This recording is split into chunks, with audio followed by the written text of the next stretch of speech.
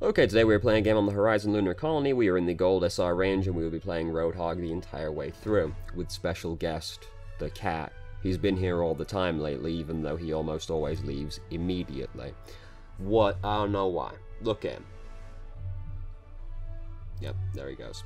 Current team composition is Reinhardt, Roadhog, Soldier 76, Tracer, Moira, and Zenyatta, so that's perfectly fine. The team comp a second ago was really bad, because as you can see, Lucio just changed to Reinhardt. So previously it was Roadhog, Soldier 76, Tracer, Lucio, Moira, Zenyatta, which is a really fucking bad team comp. Isn't it incredible how changing one hero can change your comp from being awful to being just downright fine? So anyway, let's start the game. We are on flowfeedback.com today, by the way, which is why you can see this draw in the corner. You can't see the timeline, but the video is 31 minutes long, just under. So I'm going to endeavor to not pause the video every 5 seconds, as is usually the case, or we will be here till the end of time itself. So, we've got to wait for Reinhardt to catch up since he was a little bit behind. So yeah, we're walking over the trap. And then, nothing matter. He wasn't going to kill us as Roadhog regardless, but I mean, you know. So, true enough, Junkrat was reloading, but as Roadhog, you are already a big enough ult battery for the enemy team. There's 5 other heroes on his team. You usually don't want to advance without the other tank, the Reinhardt or the Orisa leading the way, because if you just kind of like march out in front of the entire enemy team, they just get to shoot at you for free. You're very big, very easy to hit, and tanks are already the biggest source of ult charge for the enemy team. You as Roadhog are one of the biggest ones, so you kind of don't want to advance too blindly without the Reinhardt in front of you, especially since we didn't know like exactly what their team comp was just yet. So right there, Junkrat's escaping with like 3 hit points, but we got him in the end. Now wait, here comes Mercy. Ooh. So it's very hard to hook Mercy out of GA. Here he goes. Here he goes. There he goes. I hope everyone enjoyed seeing the cat. He's gone now. Oh no. He hates being here when I'm talking, yet he always insists on being here anyway. So, true enough, it's hard to hook Mercy out of GA. It's better to wait for her to get to the end of the GA and then try to hook her. Same with any hero who has a movement ability, really. You want to wait till the movement ability ends and then do it. Don't need to try and hook Reinhardt right there. He's dead regardless, and we could save the cooldown, because it'd be a lot better to have the cooldown right there to interrupt his take a breather. He's also dead regardless.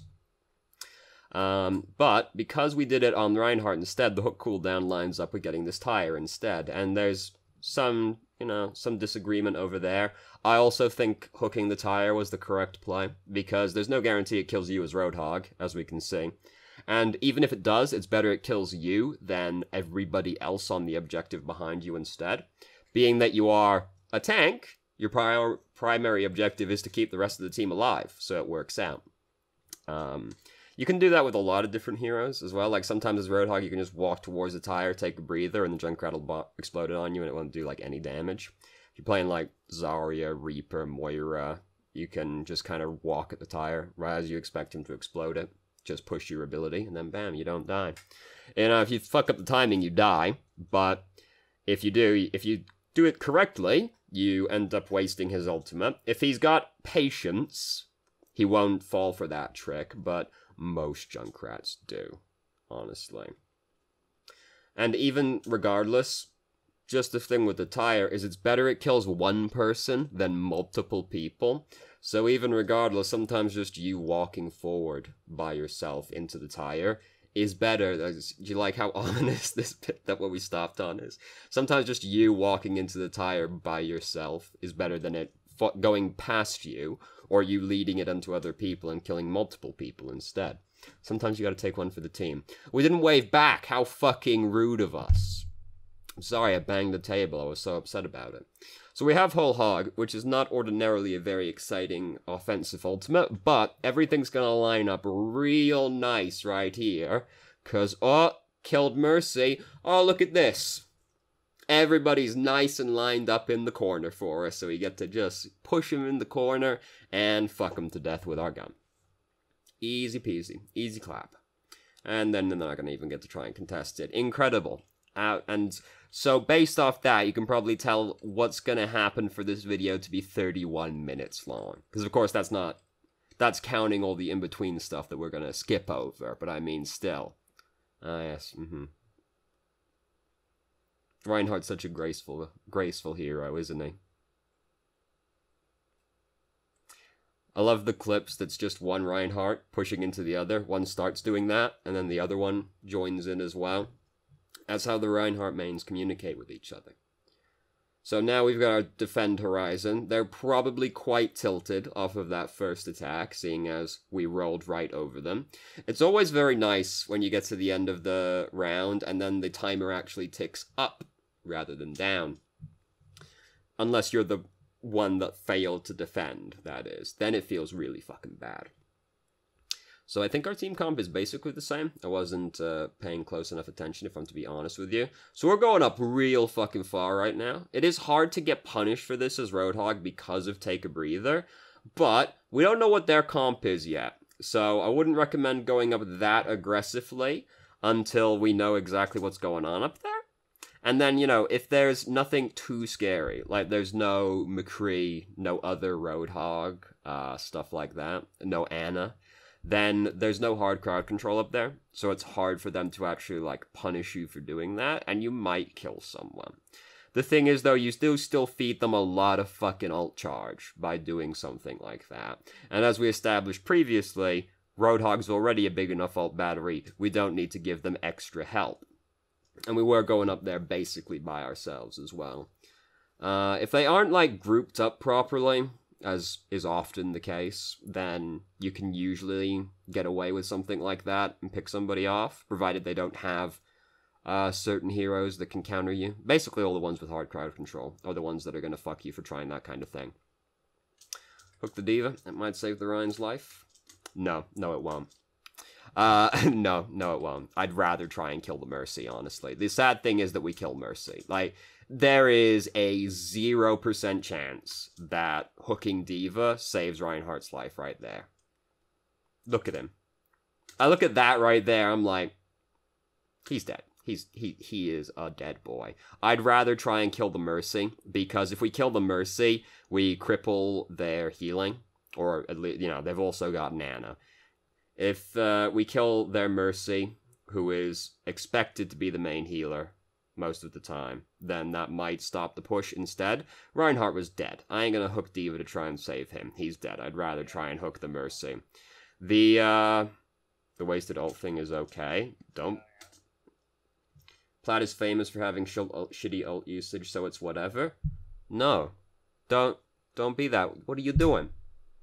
Don't be... That was very much a wasted ultimate. Don't go, oh, it's okay. That's how you get rolled over by doing stuff like that. Because that's how the steamroll happens on 2CP maps. Is like, the attacking team pushes over the defending team on the first objective, and they either did it so convincingly the defending team got to build up no ultimates because they lost the fight that handedly, or, if it gets more dragged out, it snowballs instead by the defending team wasting a bunch of ultimates, then the attacking team pushes up with just a few ultimates and pushes right over you. Overwatch as a game is really fucking based around ultimates. And Roadhog's is one of the better defensive ultimates in the games, because it is basically just like, I don't really like this team fight, I'd rather it stops happening, actually. Everybody can just fuck right off for a few seconds, and then we can try again later, when I'm feeling it a little bit more, Mr. Krabs. So, no. Don't be like, so the wasted ult thing is okay. That ult was wasted. Don't commit an ultimate to a team fight that you've already lost, or that you've already won. Overwatch as a game is really based around ultimates, and that's the easiest way to throw as the defending team, is overcommitting a bunch of ultimates when you didn't need to. And then the attacking team just comes in with a bunch of ultimates, because we're quite close to a few ultimates. We got, like, Earth Shatter, which is a really good ultimate. And, Moira and Anna are close to having their ultimates, but the combo ults are a little bit far away still. I thought he was going to let that kill him for a second right there. He was rotating really slowly for it. So we're trying to line up the hook on that, far right there. We are, like, really far up again right now. And, I mean, Yeah, it's not like we're ever really gonna die from this position, mostly just because of the way their team comp is, but, like, the way we're positioned is, like, really fucking far up right now. Basically, just, like, think about how far we have to go to get to safety, right? We have to go across the entire big open box objective to get back to the safety of our side of the map, really. And, like, we can go into the room behind us and, like, rotate around, but if we have to do that, because we can't go through the open space, we removed ourselves from the fight for a really fucking long time to go through that room over there. So, like, just being all the way over here, like, we're all the way over here, basically by ourselves, and it's just a big open space that'd be really easy to get killed in walking across it. And, like, you can get bursted down as Roadhog, especially if they have heroes with hard crowd control, or Ana, or Zenyatta. Ana's pretty popular right now. Zenyatta's always been popular. So there's a risk associated with being all the way over here, and, like, they're pushing in up here. So just like us being over here, we're not really going to accomplish very much. Maybe we get to pick somebody off because they're looking this way as they come through the doorway, but, like, it's not exactly a great angle hooking from down here to up there, so we're, like, really far up. And again, even if we don't die, like, walking all the way across the open space like that is still a good way to feed ult charge. And if they're paying attention, they can collapse on us and kill us for that kind of maneuver as well. Which is not the kind of thing you're going to see very frequently in Gold, but as you climb up, you will see teams more convincingly collapse on somebody who is out of position. So it would have been type, but you could have theoretically just before... Did that work out just like that? There was just barely enough time, it's true. Just very barely. Very sad. And then we could have killed D.Va right there. So, without spoiling the outcome too much, it's unlikely to have made a dramatic difference. It might do, because she did get to put Defense Matrix over some over Soldier right there, but, like... As we can see, I don't think us messing up on the, hook on D.Va right there was going to affect the outcome of that one very much. It could have done, certainly. It's important to recognize where things could have gone wrong, but that's a pretty sick stagger right there. We picked him off, like, at the worst possible time, because they're all getting back, like, as he's dying, so now they have to wait for him. So, now they're getting more split up out this way. So now we're sort of sitting over here trying to pick somebody off. This is, again, really far up to B. And if the enemy team plays better... Again, this isn't the kind of thing you're going to see in Gold, really. People don't know how to collapse on people who are out of position in Gold. But, like, once you get, like, mid-upper plat, people get better at, like, collapsing on somebody who is out of position. So, like... Again, we're really far up, and we're really far away from our team. We've got a long way to go to get back to our team, so it's scary to be this far up. They don't do a good job of collapsing on us. They don't have a team comp very good for punishing us for being all the way up here. But again, we could get punished for being all the way up here if things are slightly different. So it's just something to bear in mind. You can play differently at different SRs, and generally, when you're in the lower SRs, you are rewarded for playing more aggressively, provided you know how to play aggressively. Didn't need to try and hook her. She was dead regardless. Hook's got a really long cooldown. Try not to use it on somebody you can kill without using the hook, because Roadhog is pretty based around that cooldown. So, anyway, as long as you know how to play aggressively, playing more aggressively in the lower SRs is generally rewarded. This is why, like, when people are smurfing, the most common smurfs are DPS, because if you know how to play, like, Reaper, Genji, Soldier, basically any DPS hero, and you play just really aggressively, they don't know what to do to stop you, so as long as you know what you're doing, you'll punish them. So, self-destruct happened behind us, and D.Va's dead, Roadhog's, Reaper's dead, rather, and try to hook one of their healers. That's true enough. Yeah, we could go through there. Two of their team are dead right now, and this person is all the fuck way over here, so they're unlikely to do very much. We could probably try and get one of their healers right there. Given that two of them were dead, and one of their team was all the way over here, there was basically no way we get punished for that one. and we could just, like, try and pick somebody off and slip away. Yes, fire, well, no. That wasn't, that did, I just assumed that this was going to read correctly, but then it didn't look like it was, and then heal and run away. So, the idea, actually, for killing Reaper, Roadhog can kill Reaper just fine. The idea is right-click, hook, left-click, melee, dead. As long as the 2 shots are decent shots, he'll die. And there's some animation canceling with Roadhog, because it's like, fire right-click at him, immediate hook, left-click, punch, dead.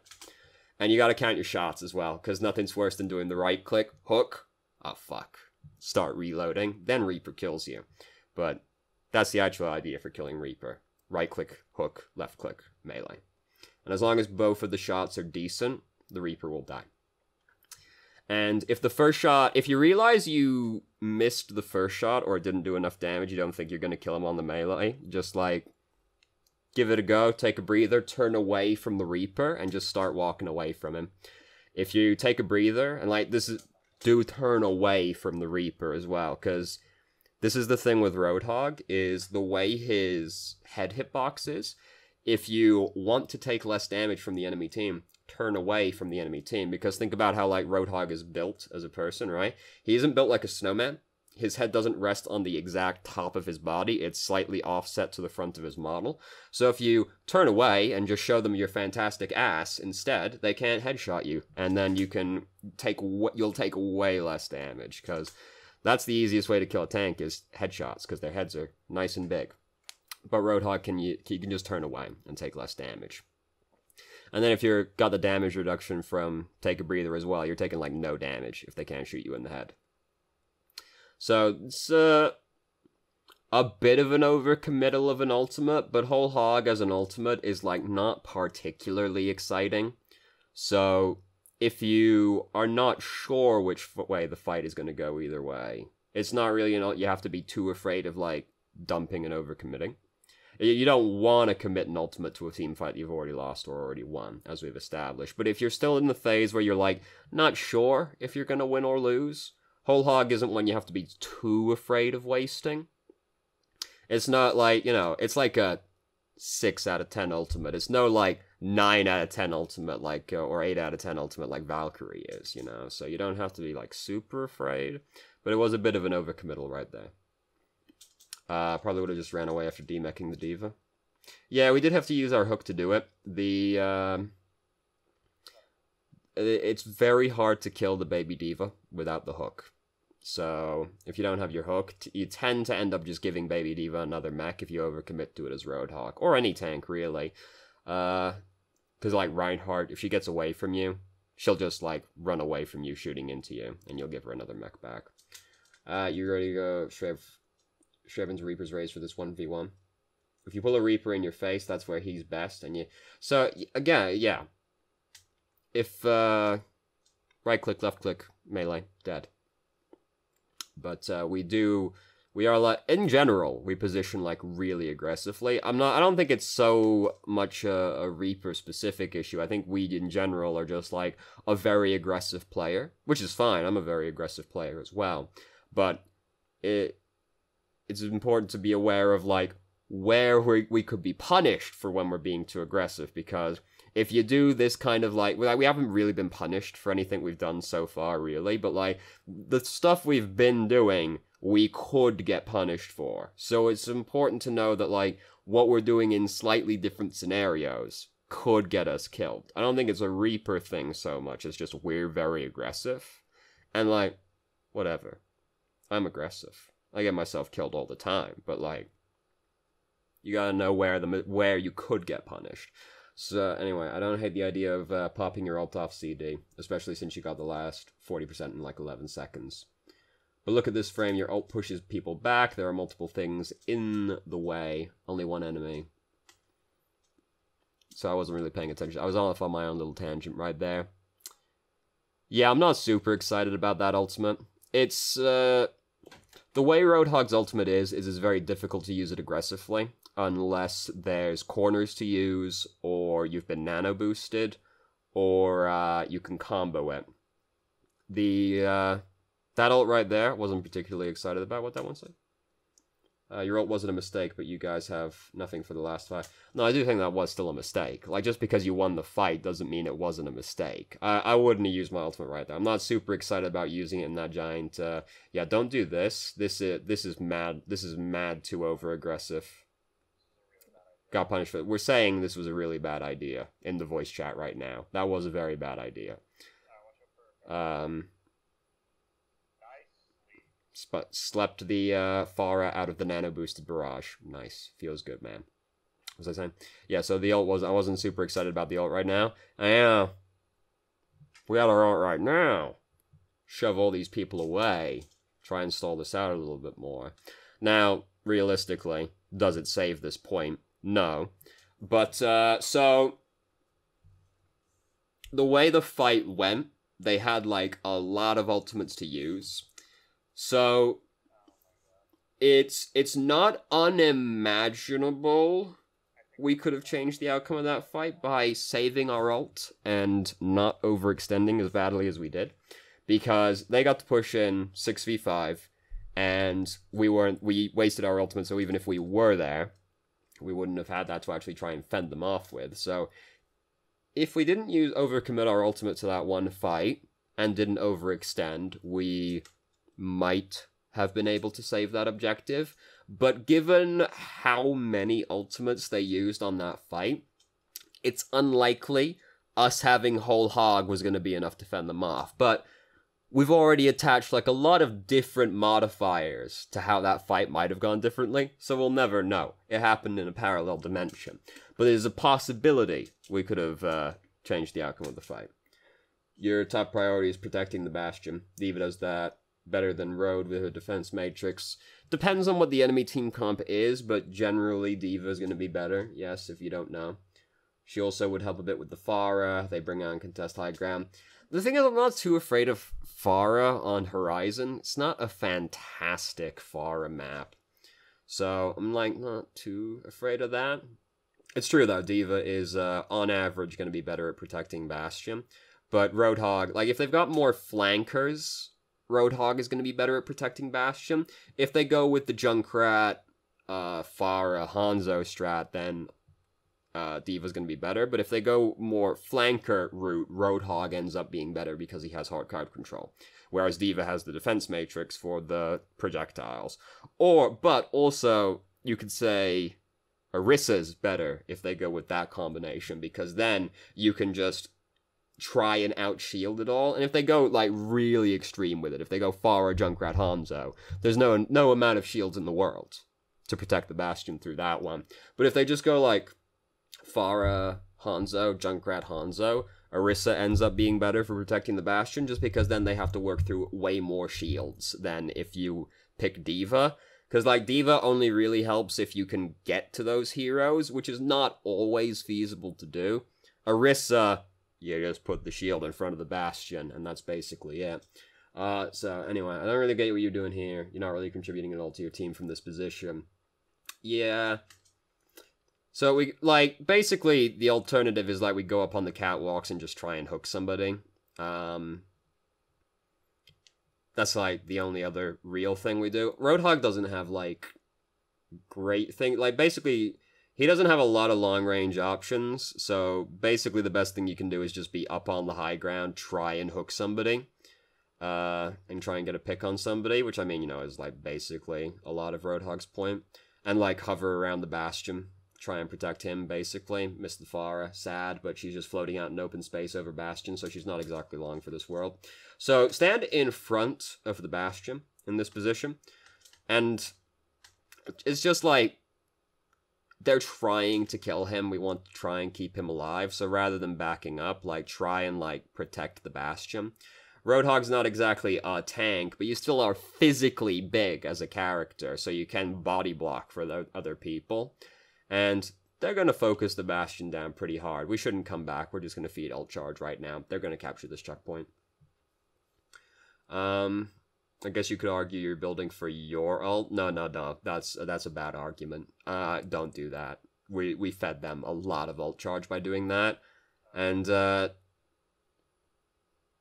don't do that. either. Like, people are just like, I don't understand this, where people are just like, I'm gonna touch the objective for the sake of touching it. It's like, nothing, alright, a lot of things actually, but nothing in this exact moment right here tweaks me more than when I see the Lucio on, like, a King of the Hill map just throw himself onto the objective 1v6. Like, what are you gonna do, my man? There's 6 people on the objective right now. You aren't capturing it because they're on the objective. So what is you physically touching it going to do right now? Well, it's an objective-based game. If we're not fighting on the objective, we're not trying to win the game, you scrubs. Get on the objective. If we control... But, Lucio, if we control the area around the objective, we can then push into the objective more safely and capture it with less contest from the enemy team. If you're not fighting on the objective, you're throwing the game. Because all fighting, 100% of the time, takes place on the objective or within a 5-foot radius around the objective. No other fighting's allowed. I hate.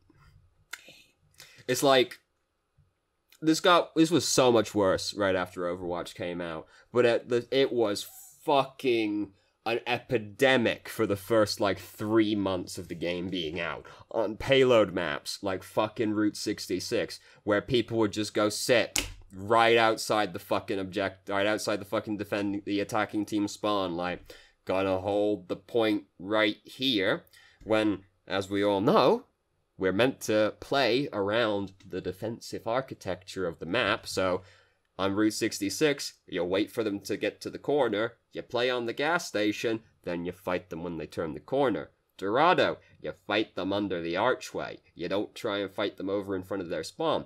But it happened all the fucking time. These people would go and defend all the way up there, and you'd go, we should defend from back here, because it's a better position. And they go, well, why don't we just let them push it all the way to the fucking end then, if we're just gonna let them push for free, huh? Oh yeah, let them push, like, literally, like, 50 feet so we can defend from a better position. If you're gonna give them an inch, you might as well give them the whole fucking track, mightn't ya? That doesn't happen anywhere near as much as it used to. It does still happen, but it used to be fucking... It was a plague. It was a blight upon this planet that happened so fucking frequently. Heaven forfend, we try and employ even the basest level of strategy that, you know, fight on the high ground, fight around choke points. We've only, as a fucking species, practiced these techniques for fucking thousands of years. But nah. Fuck it, right? So, missed the Farah, upsetting, unfortunate. So I heard Nano Boost. Who got that answers that question. I heard Nano Boost and I was like, who got Nano Boosted? Cause yeah, it happened right now. And then, bam, pops out right there. So yeah, that's like the time to ult, just because like, it's not, like, we gotta get him off. The fight's not looking exactly good right now. Oh jeez, oh god, oh. Like, by that point, what else are you really gonna do? But go forward and try to contest the objective. But we should have ulted, like, sooner, just to try and, like, push him back. The fight wasn't exactly looking great from that position, so we might as well just try and use our ultimate to, like, stall it out to try and get into a better position. Also, yes, true, change to D.Va to stall right now. Just change to a faster hero in general. Doesn't really matter who it is. Doesn't even matter if it fits team comp-wise. Like, if you're playing support, but, like, the Lucio's already been taken, fucking, like, change the Tracer or some shit if you don't think you're gonna get back to the objective in time. It's more important you get there to touch the objective rather than, like, worrying about the team comp still. Because it doesn't matter if you're playing a better hero for the team comp. If you never get to the objective to begin with, it didn't matter, did it? So, that's not a super exciting team comp right there. So right now we've got one of the traditionally bad tank combinations of Roadhog D.Va. They just have, like, no synergy with each other. They don't do much of anything to support each other and make space for the team. They're just kind of like off doing their own thing. It's like there's like two really bad combos of tanks, and funnily enough, they both involve Roadhog. It's Roadhog D.Va and Roadhog Zarya. Both combos to me are like when both people went, I don't really want to play a tank, but I kind of have to play a tank, so I'm just going to pick the tank heroes that are closest to a DPS, and, you know, I'm still playing a tank. Yeah, it's great, you know, so it's just, they don't, those two, it's basically, you're picking two off tanks, right? It's like if you pick Zarya D.Va, that's not exactly a great comp either. It's better than, like, the comp we got going right now. Like, Zarya D.Va is workable, whereas, like, Roadhog D.Va, Roadhog Zarya is bad, because it's just, like, two off tanks being played together, and two off tanks doesn't equal a main tank. So, I'd rather we change to Winston in this position, just because then, you know, Winston D.Va dive in. Or, like, our team isn't really going to be hanging around us that much. We've got Moira and Anna, but, like, Reaper, Widowmaker, they're going to kind of be off doing their own thing. So I'd rather we just pick, like, Winston and go, like, full dive from this position. Or, if we don't want to pick, like, Winston or Reinhardt, we could just go Zarya, because, like, Zarya D.Va's workable still. It's, like, not too different from Zarya Winston, which is the dive comp of old school, so it's not that different. It's not as good, but, like, it's workable if you don't want to play, like, one of the main tanks. It's just, like, It's not, like, they just, Reinhardt and Roadhog and D.Va have, like, no synergy with each other. D.Va's just off doing her own thing over there. Roadhog's doing his own thing off over here. If both of your things work out, great, but, like, it's one of the tank combos I see win the least frequently. I remember seeing, like, a fucking GM player or something say he's literally never seen a team win with a Roadhog D.Va. That seems like it's probably hyperbole. But it's not a great combo of tanks. It's one of those things where, like, if it works out, great, but it's kind of more predicated by the enemy team being bad more than anything else. So we fed, like, a lot of ult charge, like, right here, just doing that, because we're never going to be able to walk up, like, this space right there. If we got, like, a Reinhardt or a Narissa, you know, shield walk up, great, fair enough, or, like, they're distracted by something else. From this position, there's no way we ever get to walk up in this open space. So we just kind of, like, walk down, walk back up. We didn't die, but we fed them a lot of ult charge still. We gave them 400 health of ult charge right there, which is, like, a lot during the early phase of the game. So, this is a very scattered push we're trying to make work right now. And basically, we just all tried to bum rush Bastion from a different angle. And it almost worked. It almost worked, but it didn't quite work out. So our team, so Roadhog can work in this kind of situation versus a Bastion comp, because Roadhog is good against the Bastion comp, because at time of speaking, if the way the PTR shakes out, this might not be true in the next few months or weeks, so, like, bear that in mind when I say this, because right now, at time of speaking, Roadhog does a fucking lot of damage to barriers because of his right click. On the PTR, they've fixed a bug where his fall-off damage wasn't being calculated properly, so he does, like, way less damage to shields on the PTR right now. Now, God willing, that change won't go through to live, because that's, like, one of the only redeeming features Roadhog has right now, is he's really good at breaking barriers. So, God willing, they won't put that through to live, but just bear that in mind when I say this, that they might put that through to live. Roadhog's really good against Bastion comps, because you have hook the Bastion out of position, but Roadhog's also good at breaking barriers. And Bastion comps, they're based around Bastion, but the backbone of the comp is actually shields. So, if Bastion doesn't have any shields, Bastion can't do anything, right? So, one of the most consistent ways to beat a Bastion comp is go, like, Pharah, Junkrat, Roadhog, Anna, and then, or Hanzo. You can substitute, like, Pharah for Hanzo. Works out the same way. You do want a Junkrat, though. and then you basically just fucking blitz down his barriers. Even if you've got like all of you are working together to break the barriers. Doesn't matter if they have Orisa Reinhardt, you'll still be able to get through. And then you as Roadhog can hook the Bastion out, and you've got Ana as well, who can trank the Bastion or get the bio grenade on him. Either way, Bastion's not having a good time, and he has no barriers in front of him in front of him anymore. So bear in mind, they might put that change to live, that Roadhog change through to live, but God willing, they won't do that, because fuck, Roadhog is gonna be really fucking bad, because I saw a side-by-side comparison. It's fucking bleak, let me tell you. So anyway, Roadhog is good against a Bastion comp.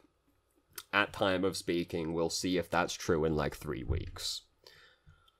If anything, hopefully it's not tuned as extremely as it was. It was literally like doing like 20% as much damage to the barrier in the comparison I saw. So, anyway, we've got to wait for our team to regroup because we got wiped. So, D.Va's changed to Reinhardt now. Is that correct? Yes, so that's a lot better. Now we actually have, like, a tank combo. Roadhog still works from this, for what we're trying to do right now. There aren't many tanks that are good against Bastion. Roadhog's about the best you can do, really. If it's like a payload map, Orisa's good because you can yank the Bastion off the payload with Halt. If you're really coordinated, D.Va can work because you can put the defense matrix over the Bastion while everybody dives on him. But that does take like more coordination than you'll get from like a pug game, basically. Absolutely perfectly with one exception. You headshot the Reaper, you hook him, you hit him, he still has most of his health. Why? Oh yeah, D.Va's in the background. So she puts the defense matrix over him. Feels bad, man.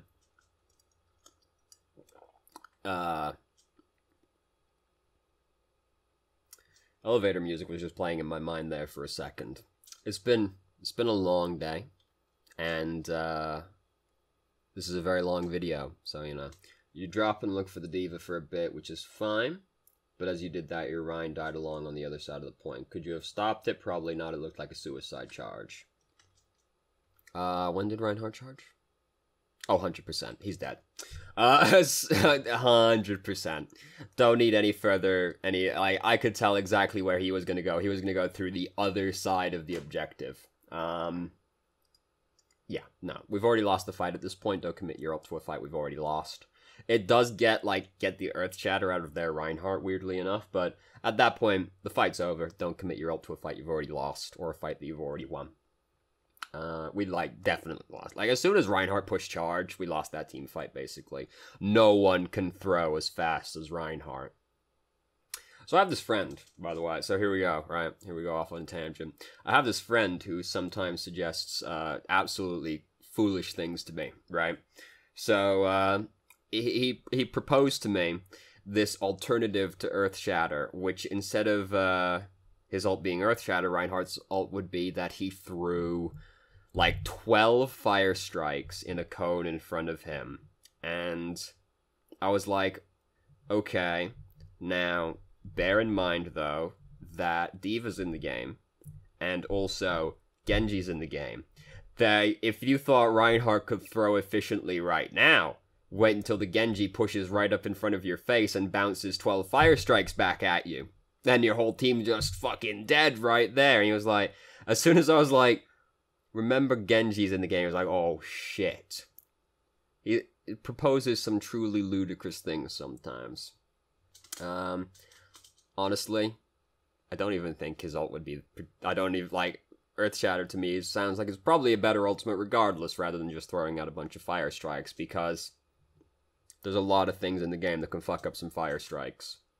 But if you knock the entire enemy team down, they're pretty fucked. Now, if we could get it to work correctly, that'd just be absolutely fantastic. But we've been working on that one for 2 years, and we haven't gotten much further yet, so...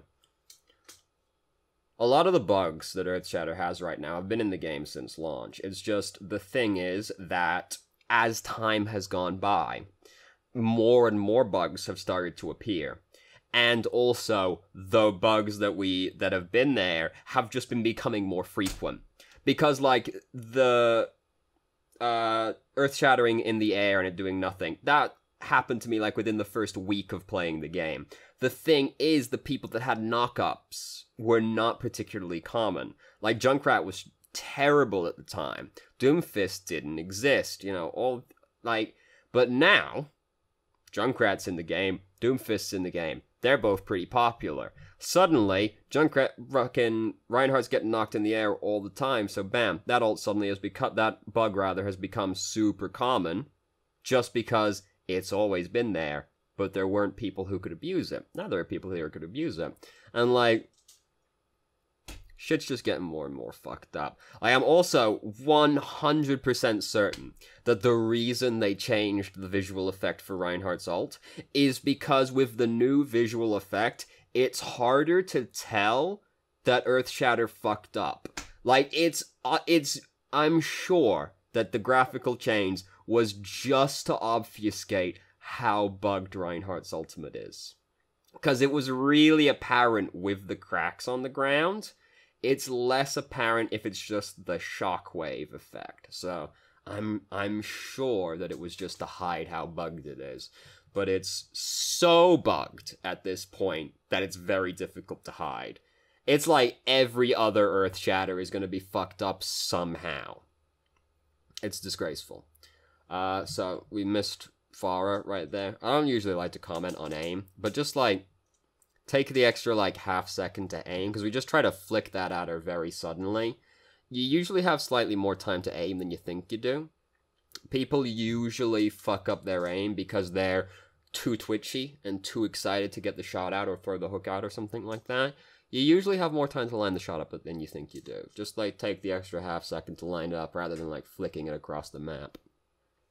So we managed to hook the Ana right here. Unfortunately, Ana isn't the easiest hero to one-shot. And we were coming at her from an awkward angle as well, so it didn't quite work out. Jesus Christ, someone wrote a fucking essay here, huh?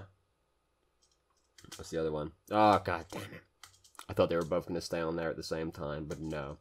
You're already in a safe position. There's no reason you should be taking any damage from the bomb. That's true.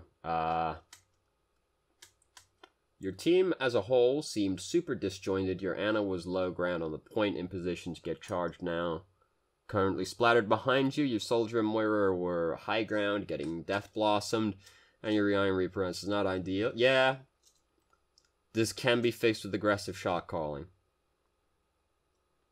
But not really at the same time. I'm not sure if your type is... The thing is, like, the type of shot calling most people are probably going to listen to is, like, delivered very confidently, right? Because, like, most people who want a shot call, they are not particularly confident speakers.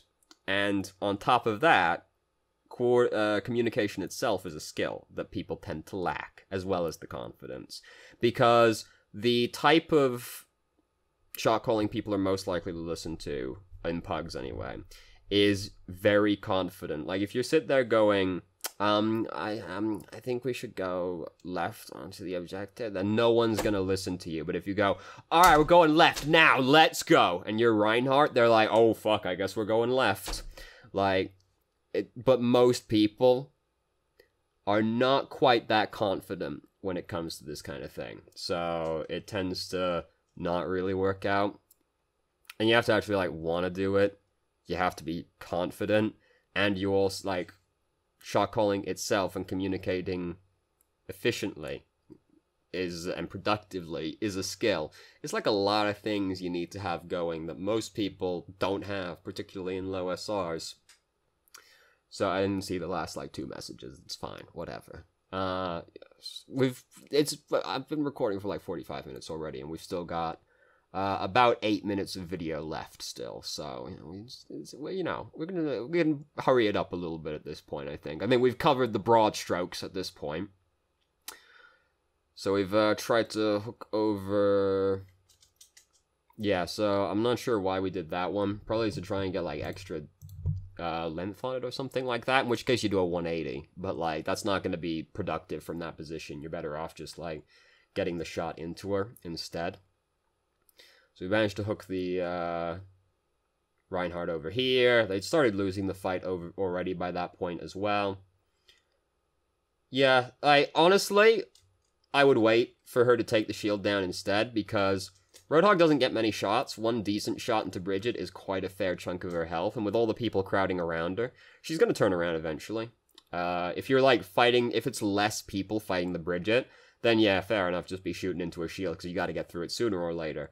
But, like, if she's being pressured by other people, you can just, like, wait a little bit to get a better shot into her, because, like, it doesn't take many shots from Roadhog to kill Bridget. So if she takes it down, that's it, then you can take advantage of it, if you're being a little bit more patient with how you shoot. So a lot of them are over there. We're being very patient trying to line that one up, but then we missed it in the end, unfortunately. Aim better, all that, blah, blah, blah. So D.Va's up there. She's probably waiting to use self-destruct. Hooking the D.Va would have accomplished nothing, so... like, even if we hooked her, it's just like, she's just going to float away. We've already got our ult, so it wouldn't have accomplished anything. So the rest of our team's pushing over there, and... we're unlikely to convert much off of this, because the entire enemy team is, like, all the way over there. So us being over here on the exact opposite end of the point to our team is not particularly productive. We'd be better off just going over with our team, because, like, what realistically is going to happen from this position? Like, the only way we get anything done over here is if somebody over here just, like, forgets that we're in the area and they slowly drift over this way towards us. I mean, it's not unimaginable it happens, because, like, our team's pushing in over here. They might just start retreating over this way. But, like, they know we're over here. We've been shot at by the entire enemy team by this point. So, like, we're better off just being with our team, because over here we've been doing nothing really except getting shot at the entire time. And we could have just been moving in with our team. So we have managed to creep up on the far right there. What'd that one say? You gave away 900 health worth of all, getting nothing in return. When you pop it, you kill the Pharah, who we would have killed without it, honestly. Yeah, it's just, what we were doing over there is unlikely to convert into much of anything. We're trying to, like, flank as Roadhog. Don't take a breather, just try and die faster from that position, because you are going to die, just die faster so you're not staggered. Roadhog's not very good at flanking. Like, you're better off just going in with your team, especially if you've got, like, a Reinhardt on your team. Because you can just... It's very obnoxious if the Roadhog is sitting behind the Reinhardt. Because it's a very threatening approach. Because Reinhardt's making space already by just, like, walking at them. And this, like, already prompts a response from the enemy team. Because once Reinhardt starts walking at your team, the other defending team starts backing up. Because... you gotta wait till the fight. You can't just kind of, like, sit there and let the defending Reinhardt walk up to you. There's a back and forth played between the teams. So if the Reinhardt is advancing in with a Roadhog behind him as well, Roadhog's zone of threat is already extremely scary. So if he is just, like, completely untouchable behind a Reinhardt shield as well, walking towards you, Reinhardt walking towards you is already scary. But now he also has this 20-meter death zone walking in with him as well. So, like, we'd be better off just behind Reinhardt, walking in with them, looking for opportunities to pick somebody off and hook them, rather than pushing in on the opposite side of the objective, like, hoping we get a flank off on somebody. Roadhog's not a very exciting flanker. If you want to try and do, like, flanking plays, pick someone who's better at it. It's like when people do all this weird flanking stuff as McCree and all that. If you want to flank, just pick, like, Genji or Tracer or something. There's no reason to do it as the heroes that are not particularly good at it. If that's what you want to do, pick the heroes that are good at it. So we've got to still play 2 more rounds because of the way the timer worked out right there. Because we still had time left on ours. So here's how, because there was some confusion in this on the voice chat as well. If... it takes a bit of working through. So if one team finishes in overtime, and the other team finishes with over a minute to spare, the team that finished in overtime doesn't get the extension. But if the other team finishes with less than a minute left, they get the extension. Because if you have less than a minute, but more than 0, it will give you a minute extension. But the time given is symmetrical. So if one team gets given it, the other team gets given the extension as well. So because we finished with 20 seconds, they finished in overtime, but we finished with 20 seconds, we got the extension, they also get the extension. If we finished with more than a minute, and they finished in overtime, they wouldn't get the extension, nor would we. We'd just have, like, over a minute of time left. And depending on how the rounds work out, if both of you finish in overtime, you get the extension, but if it's, like, 12 fucking rounds in, it stops giving the extensions eventually. But that's, like, extreme outlier situations. And once the games start getting, like, 8 rounds in, I'm start to get, like, how does the timer resolve itself at this point? But, like, if one team's got less than a minute, but more than 0 seconds, both teams are going to get the extension, regardless of how it works. This is only true of capture point maps.